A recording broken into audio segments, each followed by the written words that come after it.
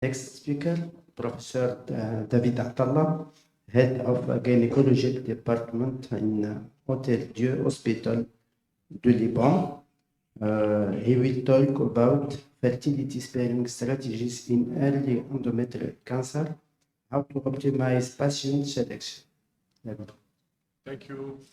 Thank you. I'm very happy to be once again here amongst friends. And I'll speak about fertility sparing strategies in endometrial cancer and how to try to optimize the patient selection. So I have nothing to disclose. Everybody knows that it is an old woman cancer, postmenopausal cancer. Still, it can happen in young patients desiring fertility, and the treatment is total abdominal hysterectomy, and it's the gold standard. So as a gynecologist, oncologist, you are concerned about dual things: to cure the patient and conserve her fertility, knowing that we may have progression of disease in 5 to 6% of cases. The candidates for conservative treatment are endometrial atypical hyperplasia, early endometrial cancer, and stage 1A endometrioid type grade 1. And the rationale behind this conservation is that we have usually low recurrence rate in this setting, high 5-year survival, low nodal disease, and shallow myometrial invasion, knowing that myometrial invasion is associated with recurrence, associated with nodal disease, and associated also with survival. What are the selection criteria of these patients? These patients must have a well-differentiated cancer. It must not be deeply invading the myometrium as objectivized by MRI, transvaginal ultrasound, and hysteroscopy. Absence of suspicious lymph nodes. Obesity remains a hurdle here, and you must not have a synchronous ovarian tumor with no contraindication for medical treatment, and patient must understand that this is not the gold standard treatment and should show her desire to conceive and to conserve fertility. How can we do the positive diagnosis? You can do it by MRI, and it's important in order to identify the depth of invasion, when also it's associated with transvaginal ultrasound. And the MRI can exclude very specifically the positiveness of lymph nodes. Moreover, hysteroscopy is the most accurate tool to exclude the presence of cervical invasion and can evaluate the volume of the tumor and the extent of the tumor which is inside of the endometrial cavity, which is a prognostic factor. Laparoscopy is not necessary as long as you don't have adnexal masses. So two types of treatment are known: one hormonal exclusively, and the other the combined hysteroscopic and resectoscopic and hormonal treatment. Let's start with some results about the hormonal treatment. You can see with these studies, either meta-analysis or retrospective studies, the response rate is at most 75% with high recurrence rate. By using hysteroscopic resection, you have really sustainable responses with lower recurrence rates. And when using intrauterine devices, you can peaking about 67 to 70%, sometimes with using multiple interventions as sometimes metformin. The recurrence rate is known to be lower when you use a combined treatment, hysteroscopic plus endocrine treatment. It's around 11% compared to 35% when you are using solely endocrine treatment. And the recurrence factors are young age and body mass index. These you can difficultly intervene on when you are treating immediately the patient, but you can intervene on the time to complete response. By using hysteroscopy, you're removing in a few minutes the tumor, and you will be less than 6 months. That's why you have better results by doing combined hysteroscopic and endocrine treatment. And moreover, patients who doesn't lose weight and not having endocrine treatment, without maintenance therapy, without not getting pregnant, are negative prognostic factor. And conserving the uterus and the ovary does not change the survival, neither the disease-specific survival nor the relapse for these patients. And this is interesting meta-analysis showing, comparing the three modalities of treatment, showing that when you're doing hysteroscopic and endocrine treatment, you have better complete response rate with practically the same offspring results. And according to last year, we have our guest star here, Dr. Rodolakis. It is actually, the ESGO recommends the use of hysteroscopic treatment in conservation. So here you can see that while doing that, you have relapses. So you need to select more patients with higher response rate and less recurrence risk. So it is the response rates, I go back to these studies, are between 72 to 76%, and the recurrence rate is up to 40%. It's huge. Moreover, when you use the combined treatment, still you have 10 to 11% of recurrence here. So to date, the candidates for this conservation are women of childbearing age with pathologic feature indicative of excellent prognosis, such as intramucous, well-differentiated grade 1 early stage endometrial cancer. And this is the NCCN, the last one, 2024, showing that they are using histological criteria. And the molecular only is, as you can see here, is to evaluate if there is a risk of inherited factor.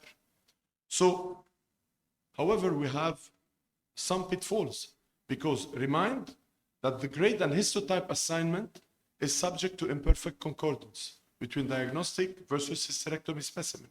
Second, the tumor can only be assigned after, tumor stage can only be assigned after definitive surgery, including hysterectomy and loss of reproductive potential.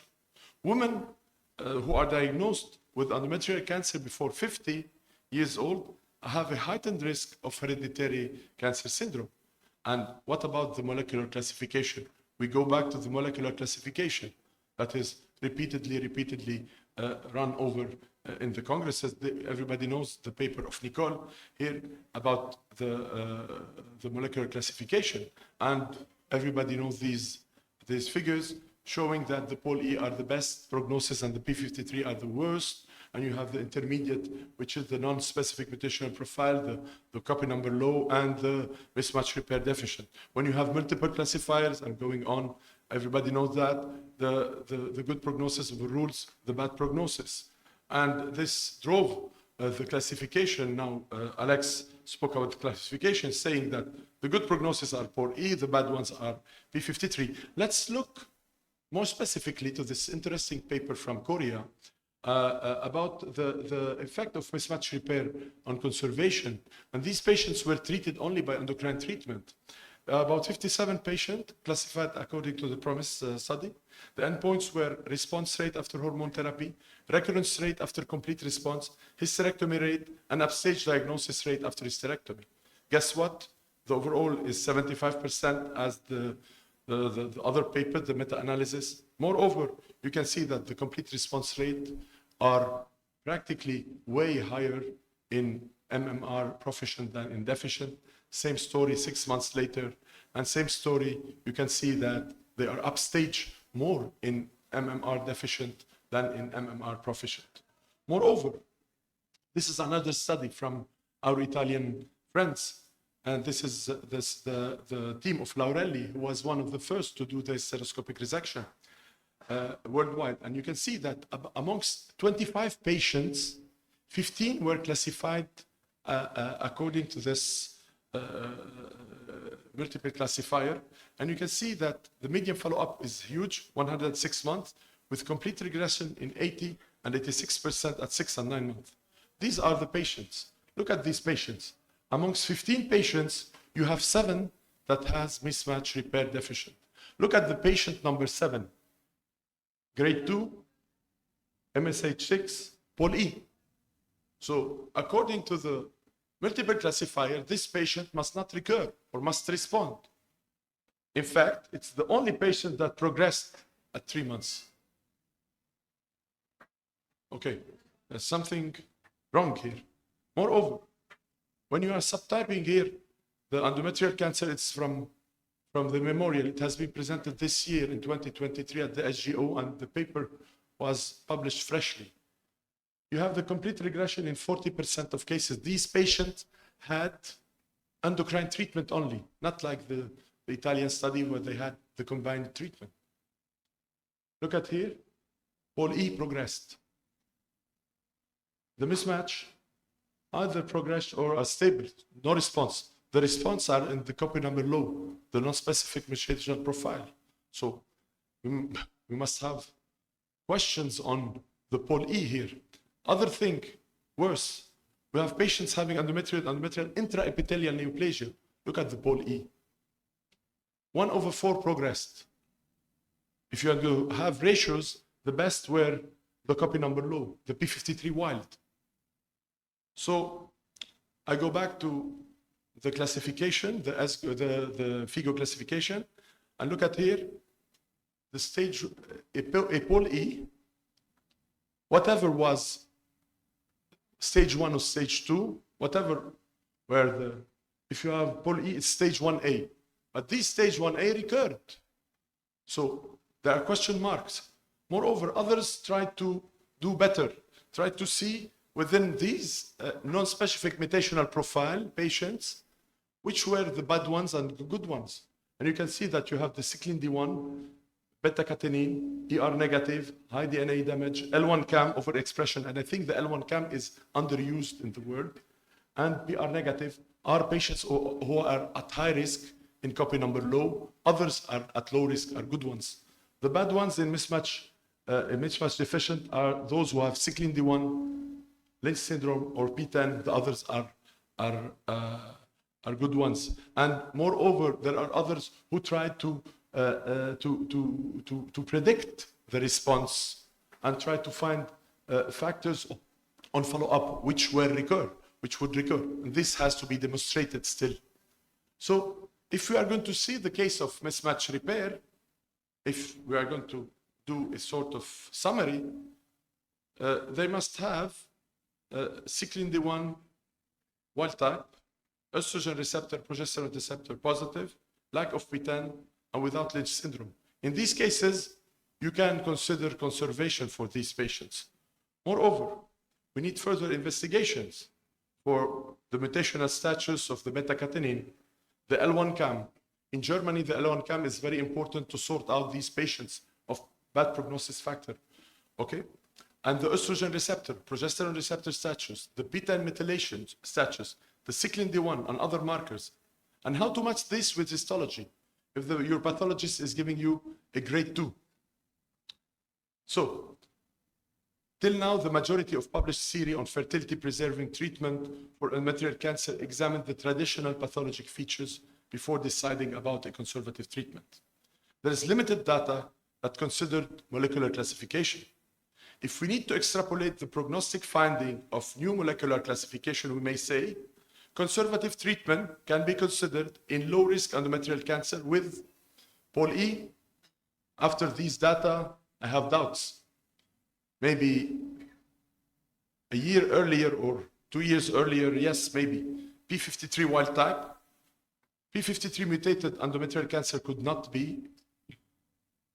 And mismatch repair deficient has to be from the good sides, having wild type cyclin D1 beta-catenin and the P10 negative. So here it's a sum about the diagnostic criteria, hysteroscopy, and genetics for mismatch repair, as I said.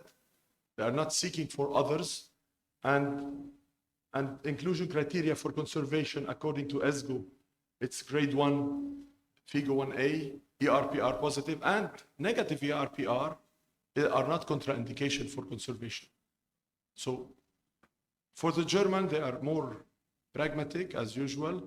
It's CT1 without myometrial invasion, so 0 myometrial invasion, grade 1, P53 wild type, L1-CAM negative, and PR positive.